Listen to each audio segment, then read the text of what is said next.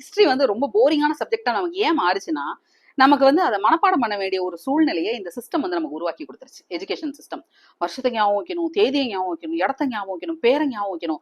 சரி, அதெல்லாம் நமக்கு எளிமையாக நினைவு கூறக்கூடிய விஷயங்களா இருக்குமா அப்படின்னா கிடையாது. எங்கேயோ முதல் உலக போர்ல, எங்கேயோ 2ஆம் உலக போர்ல ஜெர்மனில நடந்தது, ஜப்பான்ல நடந்தது, ஊர் பேர் வாயில நுழையாது, மனுஷன் பேர் வாயில நுழையாது, அது எல்லாத்தையும் நம்ம டப்பா அடிக்கணும், மனப்பாடம் பண்ணணும், அப்பதான் நமக்கு ஹிஸ்டரி தெரியும். அப்படி கிடையாது. இப்போ எனக்கு ஒரு வேளை இந்த மாதிரி ஒரு ஹிஸ்டரி டெக்ஸ்ட் புக் எழுதணும் அப்படின்னு எனக்கு ஒரு வாய்ப்பு கிடைச்சதுன்னா, நான் முதல்ல கையை எடுக்க போறது வந்து லோக்கல் ஹிஸ்டரி. இந்த மண்ணின் வரலாறு என்னவோ அதைத்தானே நான் சொல்லி தர முடியும், அதைத்தானே என் குழந்தை படிக்கணும், அதைத்தானே அவன் தெரிஞ்சுக்கிறணும். ஏன் நம்ம வந்து வரலாறை வந்து அடுத்த தலைமுறை கொண்டு போகணும்னு நம்ம சொல்றோம்? ஏற்கனவே நம்ம ஒரு தப்பு பண்ணியிருப்போம் வரலாறுல, அது வந்து ரிப்பீட் ஆகக்கூடாது, அந்த தப்பை அவன் மறுபடியும் செய்யக்கூடாதுங்கிறதுனாலதான் வரலாறு நம்ம சொல்லித்தரோம். அப்படி சொல்லி தரும்போது எங்கோ இருக்கிற ஐரோப்பிய வரலாறும் எங்கோ இருக்கிற உலக வரலாறையும் முக்கி சொல்லி தரோம்ல.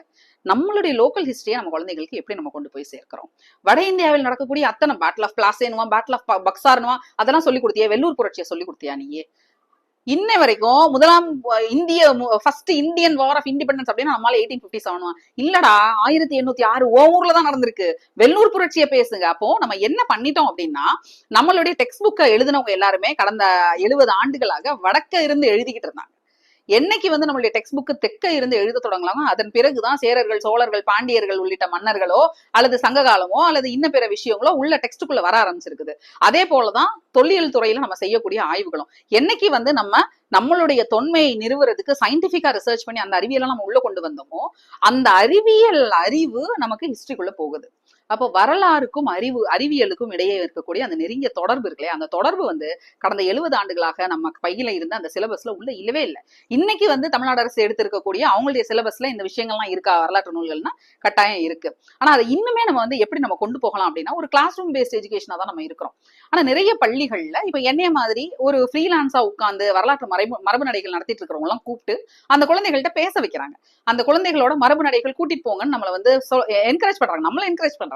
கூட்டு போங்க, எங்க பிள்ளைங்களை கூட்டு ஒரு வாக் போங்க. கரெக்ட். அப்போ குழந்தைகள் இந்த மாதிரியான மரபு சின்னங்களை கண்களால் நேராக பார்க்கும் பொழுது அவங்களுக்கு அது மனசுல இறங்கும். இப்போ நான் ஃபர்ஸ்ட் வேர்ல்டு வார் நடந்தப்ப வந்து எங்கேயோ வந்து அவங்க அங்க குண்டு போட்டாங்க, இவங்க எங்க குண்டு போட்டாங்கன்னு சொல்றதுக்கு பதிலா, எப்பா நம்ம ஹைகோர்ட் முன்னாடி வாசல்ல ஒரு கல்வெட்டு இருக்குப்பா, அங்க ஒரு குண்டு போட்டாங்கப்பா ஃபர்ஸ்ட் வேர்ல்டு வார்ல 1914 செப்டம்பர் 22 இங்க எம்டெட் கப்பல் வந்து இங்கதான்ப்பா குண்டு போச்சு அப்படின்னா, அந்த பேரையும் அவன் மறக்க மாட்டான், அந்த நாளையும் அவன் மறக்க மாட்டான், அந்த இடத்தையும் அவன் மறக்க